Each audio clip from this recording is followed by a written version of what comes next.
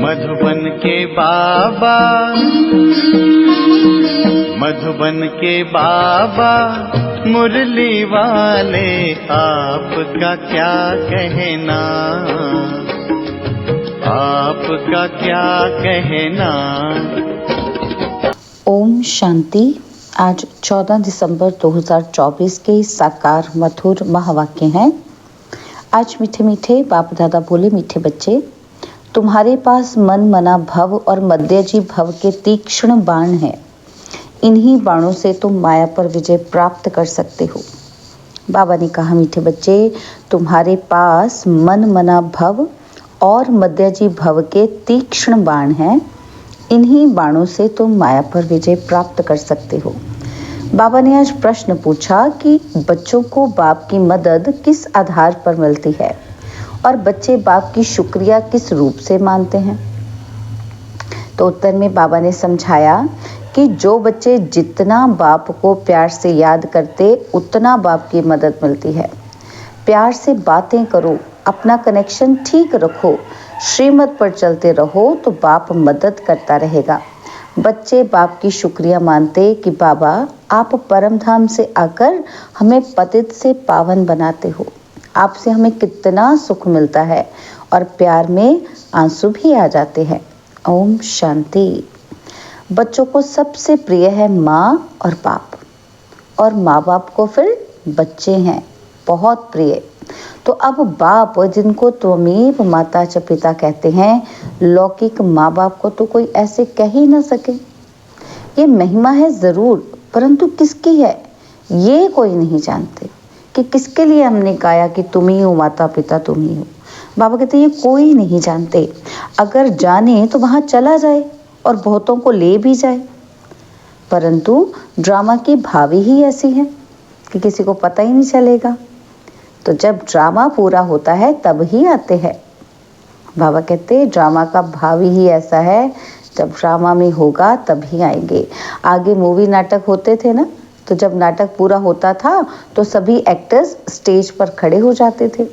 तो यह भी बेहद का बड़ा नाटक है।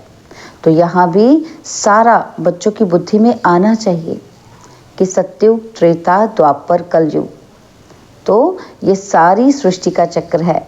ऐसे नहीं कि मूल वतन सूक्ष्म वतन में चक्र फिरता है, सृष्टि का चक्र यहाँ ही फिरता है। तो गाया भी जाता है, एक ओंकार सतनाम कर्ता पुरख निर्भय निर्वैर, है ना। तो बाबा कहते ये महिमा किसकी है। भल ग्रंथ में भी सिख लोग महिमा करते हैं, गुरु नानक वाच।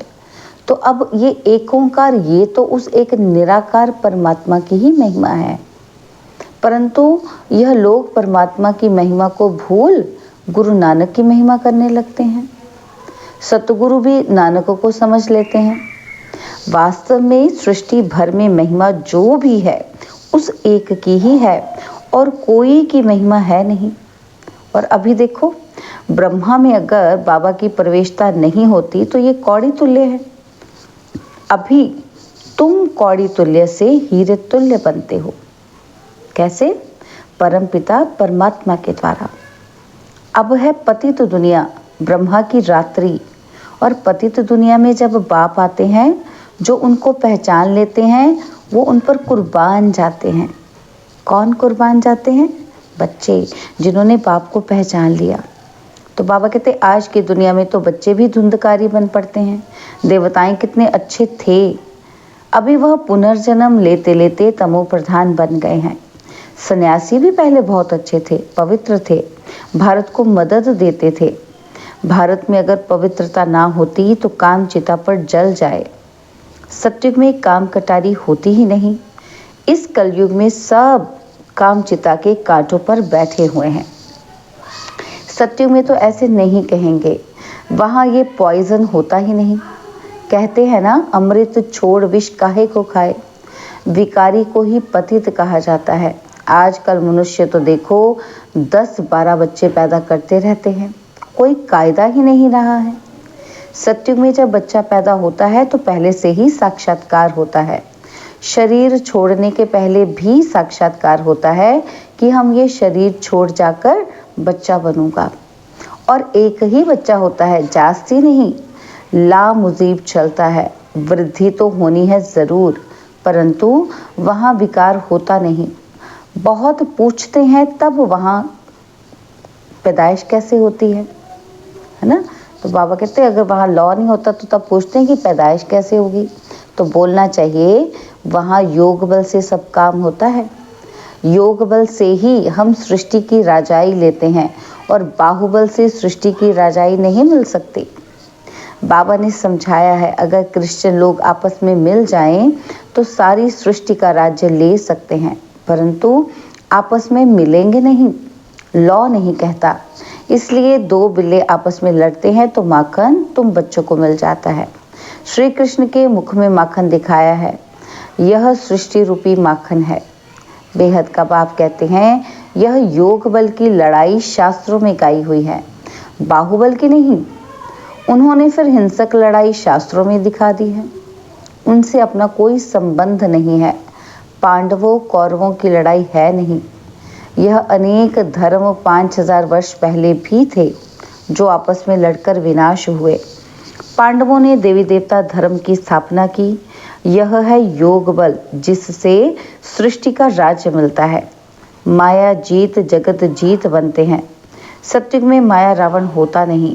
वहां थोड़ी रावण का बुत बनाकर जलाएंगे। बुत कैसे कैसे बनाते हैं? ऐसा कोई दैत्य व असुर होता ही नहीं। तो ये भी नहीं समझते कि 5 विकार स्त्री के हैं और 5 विकार पुरुष के हैं। उनको मिलाकर 10 शीश वाला रावण बना देते हैं। जैसे विष्णु को भी 4 भुजाएं देते हैं। मनुष्य तो ये कॉमन बात भी समझते नहीं है, बड़ा रावण बनाकर जलाते हैं। मोस्ट बिलवेड बच्चों को अभी बेहद का बाप समझाते हैं। बाप को बच्चे तो हमेशा नंबरवार प्यारे होते हैं। कोई तो मोस्ट बिलवेड भी हैं और कोई कम प्यारे भी हैं। जितना सिकिलरी बच्चा होगा उतना जास्ती लव होगा। और यहाँ भी जो सर्विस पर तत्पर रहते हैं, रहम दिल रहते हैं, वो प्यारे लगते हैं। भक्ति मार्ग में रहम मांगते हैं ना कि खुदा रहम करो, मर्सी ऑन मी, परंतु ड्रामा को कोई जानते नहीं। जब बहुत तमो प्रधान बन जाते हैं तब ही बाबा का प्रोग्राम है आने का। ऐसे नहीं कि ईश्वर जो चाहे कर सकते हैं या जब चाहे आ सकते हैं। अगर ऐसी शक्ति होती तो फिर इतनी गाली क्यों मिले, वनवास क्यों मिले? ये बातें बड़ी गुप्त है। श्री कृष्ण को तो गाली मिल न सके। कहते हैं भगवान यह नहीं कर सकता, परंतु विनाश तो होना ही है, फिर बचाने की तो बात ही नहीं। सभी को वापस ले जाना है। स्थापना विनाश कराते हैं तो जरूर भगवान होगा ना। परमपिता परमात्मा स्थापना करते हैं, किसकी? क्या स्थापन करेंगे? तो मुख्य बात तुम पूछो कि ये गीता का भगवान कौन? सारी दुनिया इसमें मूंझी हुई है और उन्होंने तो मनुष्य का नाम डाल दिया है। आदि सनातन देवी देवता धर्म की स्थापना तो भगवान बगैर कोई कर ही नहीं सकता। फिर तुम कैसे कहते हो कि श्री कृष्ण गीता का भगवान है? विनाश और स्थापना कराना किसका काम है? गीता के भगवान को भूल गीता को ही खंडन कर दिया है। तो बाबा कहते ये बड़े से बड़ी भूल है। और दूसरा फिर जगन्नाथपुरी में देवताओं के बड़े गंदे चित्र बनाए हैं। गवर्नमेंट की मना है गंदे चित्र रखने की, तो इस पर समझाना चाहिए। इन मंदिरों पर कोई की बुद्धि में ये बातें आती ही नहीं। ये बातें बाप ही बैठ समझाते हैं। बाबा कहते देखो बच्चियां कितना प्रतिज्ञा पत्र भी लिखती हैं, खून से भी लिखती हैं। एक कथा भी है ना कि श्री कृष्ण को खून निकला तो द्रौपदी ने अपना चीर फाड़ कर बांध दिया। ये है लव। तो बाबा कहते यही लव है ना। और तुम्हारा लव है शिव बाबा के साथ। इनका किसका? ब्रह्मा का। बाबा कहते ब्रह्मा का खून निकल सकता है, इनको दुख हो सकता है, लेकिन शिव बाबा को कभी दुख नहीं हो सकता, क्योंकि उनको अपना शरीर तो है ही नहीं। श्री कृष्ण को अगर कुछ लगे तो दुख होगा ना, तो उनको फिर परमात्मा कैसे कह सकते? बाबा कहते मैं तो दुख सुख से न्यारा हूँ। हाँ, बच्चों को आकर सदा सुखी बनाता हूँ। सदा शिव गाया जाता है, सदा शिव सुख देने वाला कहते हैं मेरे मीठे मीठे सिकिलदे बच्चे, जो सपूत हैं, धारणा कर ज्ञान धारण कर पवित्र रहते हैं, सच्चे योगी हैं और ज्ञानी रहते हैं, वो मुझे प्यारे लगते हैं। और लौकिक बाप के पास भी कोई अच्छे कोई बुरे बच्चे होते हैं, कोई कुल को कलंक लगाने वाले भी निकल पड़ते हैं और बहुत गंदे बन जाते हैं। तो यहाँ भी ऐसे हैं, आश्चर्यवंत बच्चा बनंती, सुनंती, कथंती, फिर फारकती देवंती। इसलिए ही निश्चय पत्र लिखवाया जाता है, तो वह लिखत फिर सामने दी जाएगी। ब्लड से भी लिख कर देते हैं, ब्लड से लिखकर प्रतिज्ञा करते हैं। आजकल तो कसम भी उठवाते हैं, परंतु वह है झूठा कसम। ईश्वर को हाजिर नाजिर जानना अर्थात यह भी ईश्वर है और मैं भी ईश्वर कसम उठाता हूँ। तो बाप कहते हैं अभी तुम प्रैक्टिकल में हाजिर नाजिर जानते हो। बाबा इन आंखों रूपी खिड़कियों से देखते हैं। यह पराया शरीर है, लोन पर लिया है, बाबा किराएदार है। मकान को काम में लाया जाता है ना, तो बाबा कहते हैं मैं ये तन काम में लाता हूँ। बाबा इन खिड़कियों से देखते हैं कि हाजिर नाजिर हैं। आत्मा ज़रूर ऑर्गन्स से ही काम लेगी ना, तो मैं आया हूँ तो ज़रूर सुनाऊंगा ना। ऑर्गन्स यूज़ करते हैं तो ज़रूर किराया भी देना पड़ेगा। तो तुम बच्चे इस समय नर्क को स्वर्ग बनाने वाले हो, तुम रोशनी देने वाले, जागृत करने वाले हो। और तो तुम सब कुंभकर्ण की नींद में सोए पड़े हैं। बाकी सब क्या कर रहे हैं? कुंभकर्ण की नींद में सोए पड़े हैं। तुम माताएं जगाती हो, स्वर्ग का मालिक बनाती हो। इसमें मेजॉरिटी माताओं की है, इसलिए वंदे मातरम कहा जाता है।